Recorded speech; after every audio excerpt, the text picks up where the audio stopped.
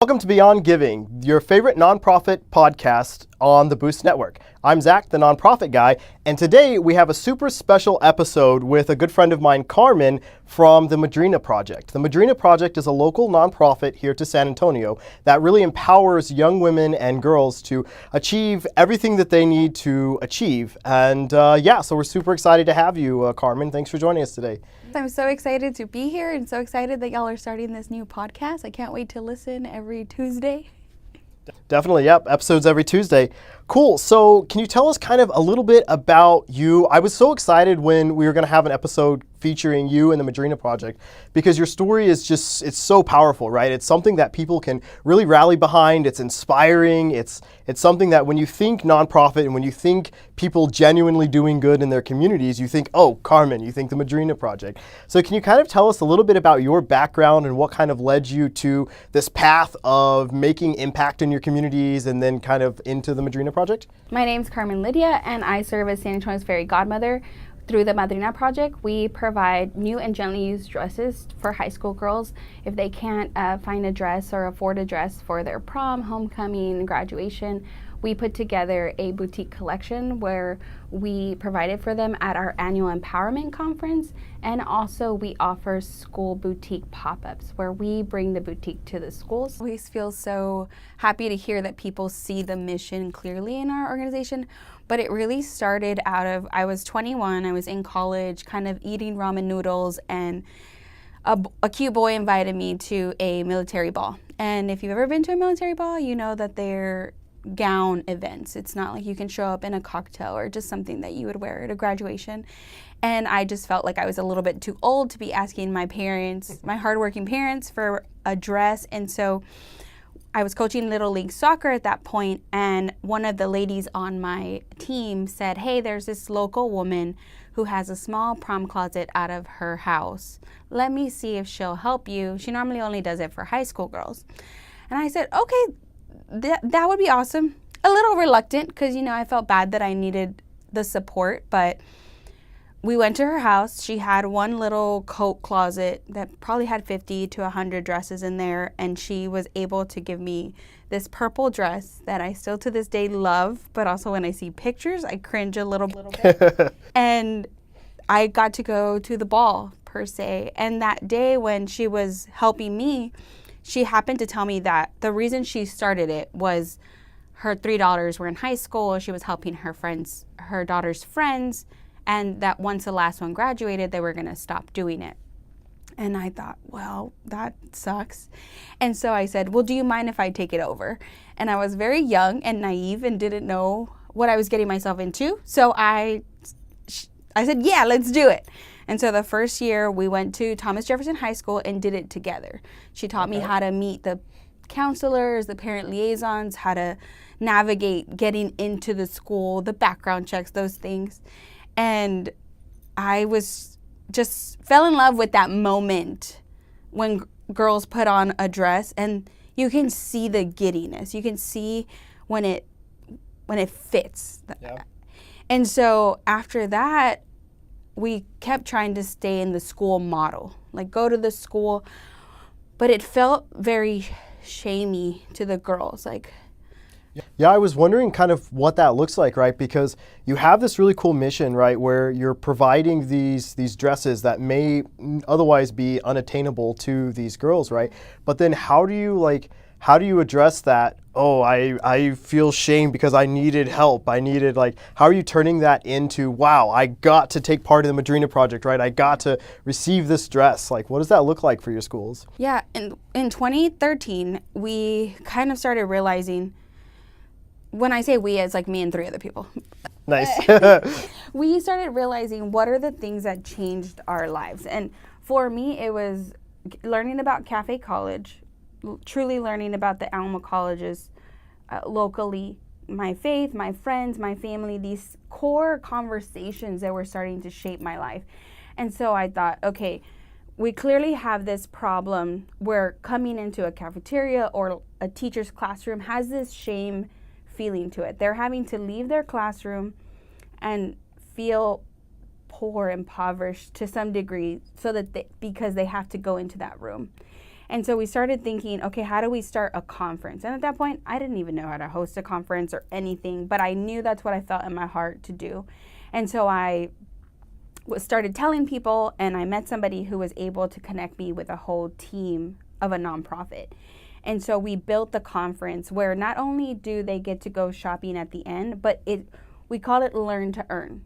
Okay. So we put on this free, fun, fabulous conference for them to come to for free. And then we ask them to learn by participating in education, leadership, wellness, and self-worth sessions. We have giveaways, we have food, we have games, all these things to try to give them the best day possible. But by them investing their time, they learned to earn the free shopping. This is Okay. that we organically created.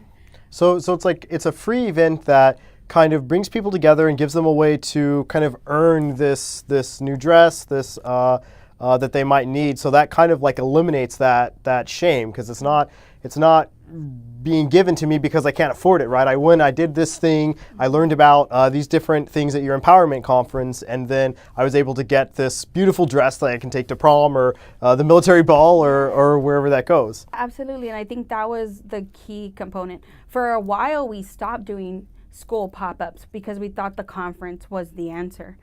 But because transportation can be such a limitation for families in those same circumstances, we decided post-pandemic that we'll keep the conference, and the conference is now an incentive to be the first shoppers of our boutique. So some Okay. of those best dresses are the girls that come to the conference would have the advantage of getting those dresses, but we are now trying to make more effort with making relationships with the districts and with the schools to pre-put dates on the calendar for us to bring the boutique to the campus. Okay. So Yeah, we're re-energizing the conference, but also re-prioritizing the school pop-ups. That's cool too, because like you said, like transportation is tough, especially in those circumstances. So the fact that you're bringing that same kind of selection of dresses, right, to these schools, so you're kind of expanding accessibility to it, you're making it kind of a normal part of life. That's exciting. That's pretty cool. And so this empowerment conference, like when does it happen? What like specifically happens at this event? Is it like different classes, different particular speakers? Like what can we look forward to for the next empowerment conference? For 2025, it's actually 2 weeks away. It's February 22nd. This year, we're hosting it at the Girls Inc. building. Oh, cool. Leia was so generous to offer us her space for the next 2 years to host the conference. And so for the first hour of the conference, we call it an empowerment fair. It's essentially resources that we've found in San Antonio that high school girls would benefit from. Cafe College is like one of my favorite that that's a top priority for me, for them to be there. Have a table for them to be able to give girls the address. We make sure that through the programming they know where Cafe College is, because if you ask them, they're like, oh, well, I've kind of seen it on the highway, but I just thought it was a coffee shop.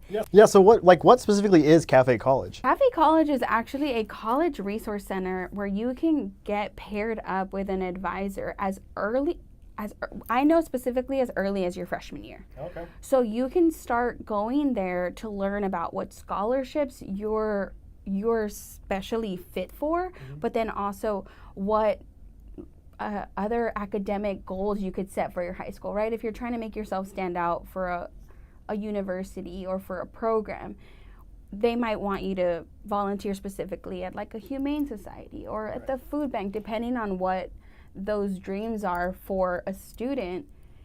Cafe College can help you start to think critically about how to build up your resume, how to apply for those scholarships, how to understand the resources, the funding that you can start working on today for college in the future. Okay, so it's like a resource that kind of gives you a leg up on figuring out how you're going to pay for college and like kind of figuring out how to position yourself for what you want to achieve that way. yeah, And for me, it was so critical because I am a first generation college student. And so for me, my parents didn't know how to do FAFSA. They didn't know how to help me apply through the Alamo Colleges system. There was just so many limitations from my family to help me and walk me through it. I have friends who are like, oh, my mom went with me to meet with my advisor and advocated for me. And I think that's so beautiful, but that's not a parent that we all have. Not because our parents don't want to be those advocates for us, but because they might not have that model yet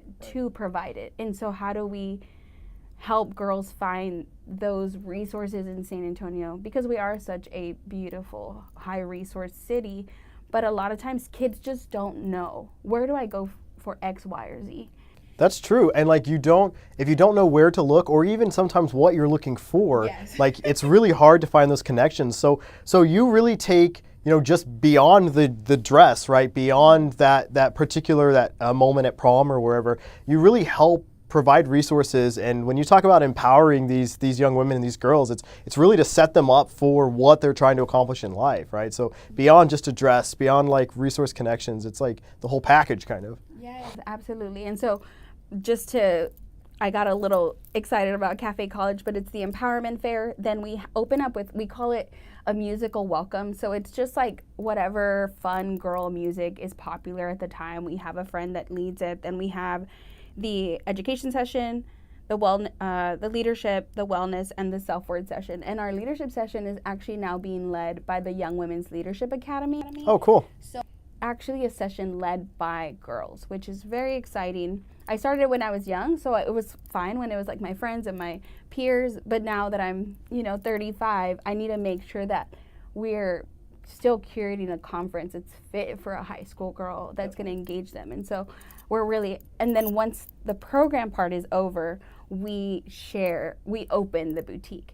And so that's been the catalyst to making it not feel like a sad handout, more like an exciting handout, because when we, at Palo Alto, they have an actual curtain that we get to set at the boutique behind the stage. Oh, cool. We actually get to like do a countdown and raise up the thing. Also, it's just like this huge unveiling, and it's like this really cool, exciting thing. That's awesome. Today, the dresses have kind of flirted with them because we put the curtain. The wall carpet. Wall carpet. We put it about 80% of the way, so they see the bottom. Okay. Day.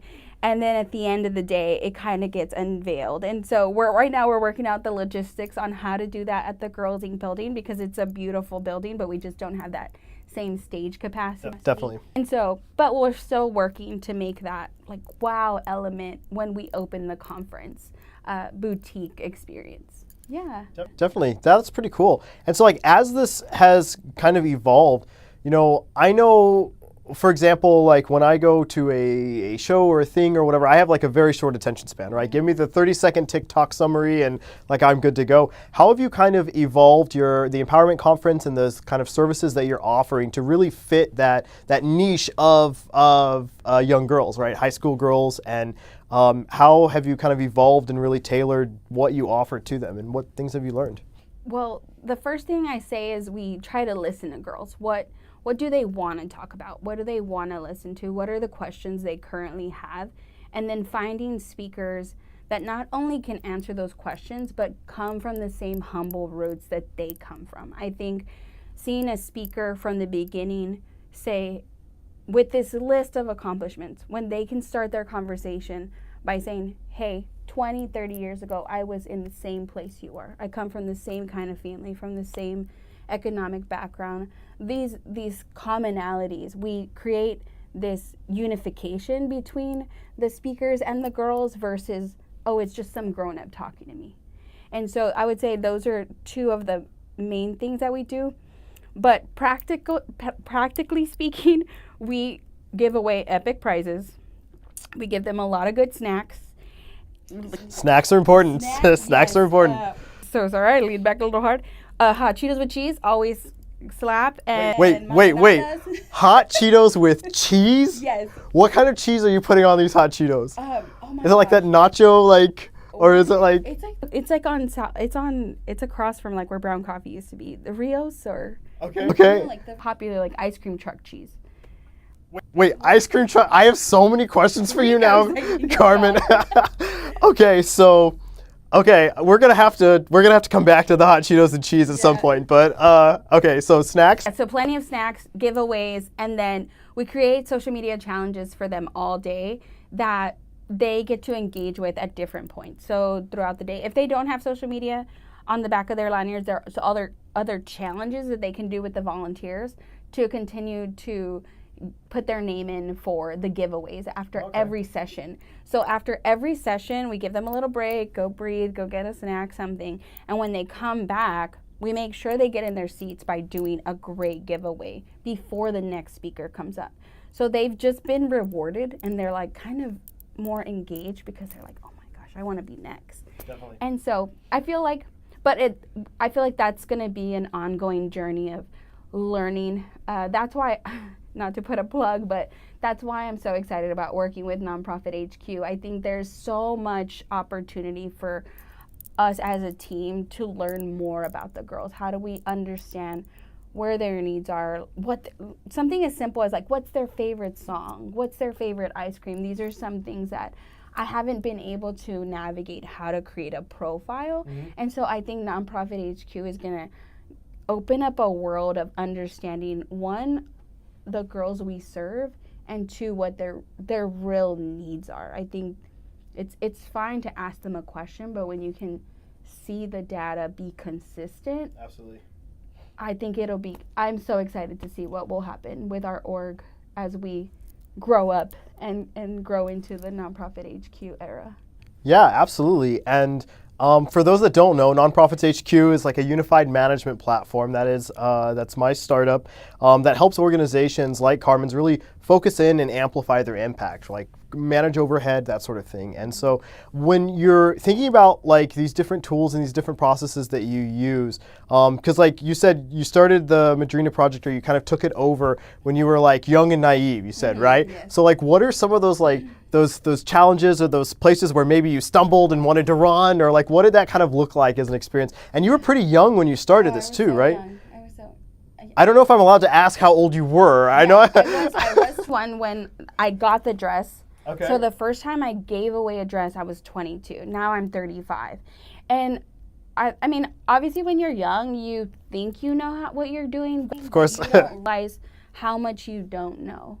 And meeting you was so exciting because I realized maybe I can teach the next young CEO, the next new young founder, how to use a platform like yours before you spend 10 years of your life working on something you love and don't have a way to track the impact you've created, the sacrifices you've made. There's so much that I invested in. There's girls I know we impacted, but I will never know how to tell their story. And so I think that was one of the biggest challenges I faced in that young leadership without a CRM, without that support, was maintaining relationship with our girls and with our donors. That's true. And like being able to tell that story is such an incredibly important part of what you're doing too, right? Because it helps you with like donors and grants and things of that nature, right? But it also helps kind of change that idea that getting a dress, getting these resources, like this is an exciting thing that's available to girls in, is it just San Antonio? Is it outside of San Antonio yet? Get here, they can come. Yeah, we had a school bus come from Natalia in 2016, and I remember being like, I didn't even know we could get a school bus. It was one of the highlights of my life, because it was just like 50 girls coming out of a school bus, and then 50 girls getting back on a school bus with a dress for their prom and their graduation, a lot of them. Tell us kind of a little bit, like, let's unpack that a little bit, like dive into that. Where did this school bus come from? How did they learn about what you were working on? And then how did you like kind of facilitate that? Because that's pretty cool, you know, impacting your local community and starting there is an amazing step. And then as you kind of expand, bringing these opportunities and resources that you folks create to other people is kind of, it's exciting, but kind of really hard to scale outside of your immediate area. Yeah, absolutely. So I call it like moments when I get to meet like someone like you, someone like the lady Melissa, I call them these like God moments, because it's like, how in the world did like you moved here from like out of Texas, meeting me for little San Antonio, you know, hood girl. Like there's just these moments where life, there's no way it's a coincidence, right? And so I met Melissa they threw us this big party called the Fancy Frock as a dress drive. There's The fancy what? the Fancy Frock. Frog? Like Frock? F-R-O-C-K, I believe. Okay. Or maybe O-C, who knows? Okay, cool. Google it. I'm going to have to Google that to know what that is, Yes. but So basically it's like you bring your clothing to donate. okay. And so I met Erica Prosper probably in 2014, and we just kind of started meeting up for chalupas and seeing how we aligned in certain ways about empowering women and young women especially. This is before she was first lady, so I just kind of knew the HEB research lady, and she was going to host a dress drive in her house. Like, hey, I'll invite a few of my friends over and we'll collect dresses. Okay. Well, she told her Lady Village, and if anyone's met her Lady Village, they are next level. When they choose to do something, they kind of steroid it They out. do it big. Yeah. Anything that Marta Martinez gets her hands on is going to be excellent. So she told Marta Martinez, like, hey, I want to do this dress drive. And Martha just took it over and made it was like the quinceañera I never had. Nice. Okay. Say quinceañera I never had, for the people who will judge me for saying that in an English accent. But they hosted this event where they just invited all the women in their network to come eat charcuterie, drink wine, and bring a dress and make a donation if you could. And so at that event, I met Melissa Martinez, who is now on our advisory board. But at that point, she was just a parent liaison at Natalia ISD. Okay. So she's like, yeah, I would love to bring some girls in the moment. And she's like, can you come to my school and promote it? And we would love to encourage the girls to come. Never says anything about bringing a school bus. So I'm obviously expecting a group of girls from Natalia to show up, but never in my life would I guess a whole school bus. So when she wants to bring a couple of girls over, she means 50 on a school bus. Nice. And that just happened because the community kind of rallied behind what you were doing to do this dress drive, and that's where that connection was made. So like when you're talking about community involvement, because that's incredibly important for nonprofits, right? How has the community, other than like this dress drive, really supported what Madrina Project is and helped evolve it into what it is today? So I like to say we had a very organic first 10 years because we never had the donor structure. We never had a CRM. Honestly, we didn't even have Google Sheets for so long. It was just like, this person brings cupcakes. This person brings, the tacos for the volunteers in the morning. It was very organic. And when I met this group of ladies, they started challenging me to ask, how do we build partnerships, not just small time donations?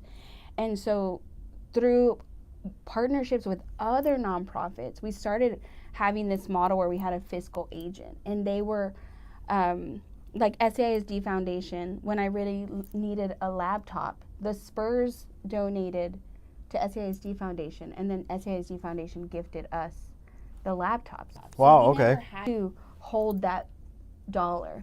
And so it was just a very collaborative time of people seeing what we were doing, and they said, I want to help do that. And when they saw my limitations, they figured out a way to make it work legitimately within the limitations they saw in this young 24, 25-year-old girl who's still like eating ramen noodles in college, And so I think that's one of the, and I haven't done life in another place long enough to know if that's very special to San Antonio, but I would say I believe it's special to San Antonio that we're very collaborative. It's very family oriented, even when you're not from the same family.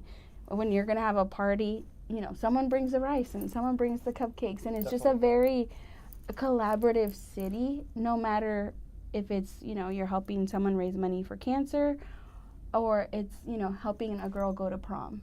Definitely, yeah. San Antonio, like, it is a larger city, right? Most people don't realize, and I even after living here for like 6 months, thought it was a really small area, right? And it's not. It's like, what is it, the 6th or 7th largest city in the country or something crazy like that? But it's that very like one of the largest small towns that you'll be in, right? Everybody's there. It's a culture of helping, collaboration, which is really cool. And I think that's why a lot of people, a lot of change makers like yourself see success in San Antonio, right? Because of that kind of let's help, let's collaborate, let's all make change culture. And that's super important because, as you can attest to, running an organization by yourself without a lot of support is probably really dang hard, right? And so the community being able to kind of rally behind a cause and really support that is what is the difference between an organization that's doing good and struggling, to amplify that impact and to make the change that they want, and an organization that has the resources and the support and the connections and everything they need to be successful and to, I don't know, launch an empowerment conference, for example, right? Absolutely. So that's really cool. What is the future for the Madrina Project look like? What is the next big thing after your empowerment conference next month? What's like the next big milestone that your organization will kind of evolve into? That's a great question. So one of the programs that we're really excited to really dive into is having a conference development day led by high school girls, and they curate their own conference. So through camp days, there's different girl camps that happen throughout the summer. We're gonna have one day that's programmed of like, let's build your perfect conference. And so we'll actually be workshopping with them all day, like, hey, if you were gonna lead an education session, what would it look like? Would they be talking about scholarships? Would they be talking about how to get money for it, or how to build your resume? So we're trying to build a collaborative workshop day where we truly get to hear from them what they want in the Significant You Empowerment Conference annually. So then your attendees are curating the content, so you know that it's very relevant to what they need. That's a really cool idea, and that's something that, what are they called, like unconferences, or I forget the term, but essentially the people that are attending determine what sessions are on the stage, who's speaking, what they're talking about, and you actually have a lot more engagement and a lot more impactful actions or interactions with your attendees that way. So that's really cool. What are some of the like unknowns in making that happen? Like, what do you as an organization need to make those days a reality? Definitely snacks. That's always Snacks. The key ticket number one. Hot Cheetos and cheese. Mangonadas. Those are like core pillars of it. But finding girl org partners that already have programming, because I think building programming is such a financial time and team investment, and Madrina is nowhere near at the capacity to be able to host a week camp and have one specific conference day. And so through building local partnerships like with Girls Inc. And Young Women's Leadership Academy, and we hope to build more of those where they already have these high capacity, amazing young women that are excellent leaders, who are critical thinkers, who are dreamers, who are doers. How do we find those places that are already doing those things with excellence, and then giving them a conference day workshop where they can let their creativity truly thrive, and hearing from them what are the things that they want to advocate for, who are the friends at their school that they feel they see marginalized that they want to advocate for. Like, I think this is a very brave and courageous generation, and we have to create room for them to use their voice. And I think that's building those partnerships locally with girl orgs is where we're hoping to really make that a catalyst. Yeah, that makes sense. And when you're talking about making room for voices to be heard, and I think that really does, it sounds like, goes to like the core of your mission, right? These girls, they exist. They have what they need to be successful, to accomplish what they want in life. And so I think that's really cool. It'll be cool to kind of follow along and see how that evolves, and see what those look like. So in terms of how people can get involved with the Madrina Project, what are your current like immediate needs? And then how can people in the community either volunteer or financially support, or how can they connect? Absolutely. So our website is the madrinaprojectsa.org. And so on our website, we have multiple ways that people can get connected. Volunteering is a wonderful opportunity because you get to come and enjoy the conference with them and see the experience. Because I think when you come to the conference, you can really see the needs of our program and also the needs of the girl. So it gives you a very clear view of what the needs are.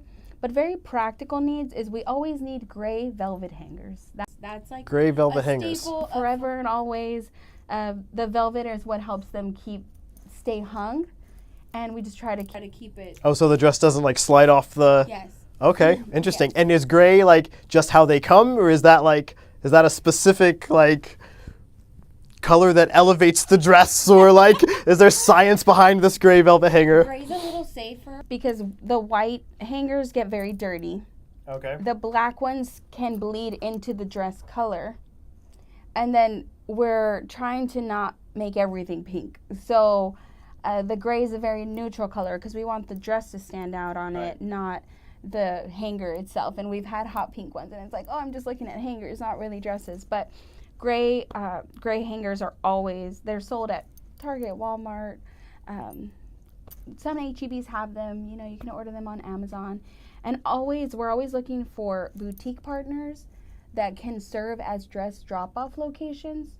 We have a partnership level. If they decide to be a drop-off location for 3, 6 months, 9 months, or 12 months, that helps them get a partnership level through the org, and then also just monetary partnership levels. We have that available on our website as well. So if people want to start by giving on a small scale and see how we use that giving to bless and like support our girls, then we can, but if somebody has, $1 million and they want to give us, then you'll definitely take $1 million.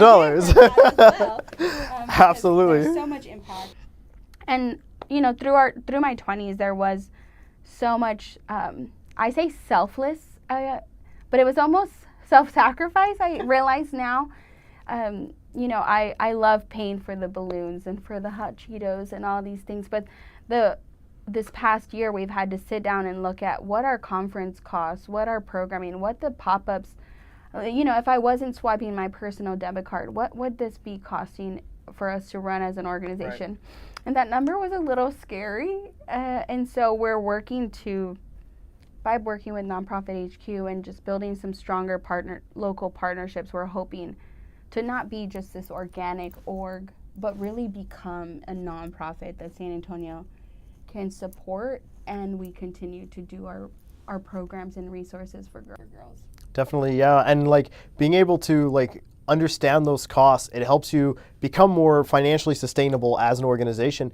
but also it helps you understand what you should ask for, right? Yes. If you need a sponsor to cover your conference and it costs this amount of dollars, add a little buffer. This is how much you ask for that sponsor, right? So that's really cool. Awesome. And I if you don't mind me sharing, I think as young nonprofit leaders, something that I wish I understood sooner was I'm an event planner. So I've been donating my services, my talent for so many years, and I wish that I had just tracked it more clearly.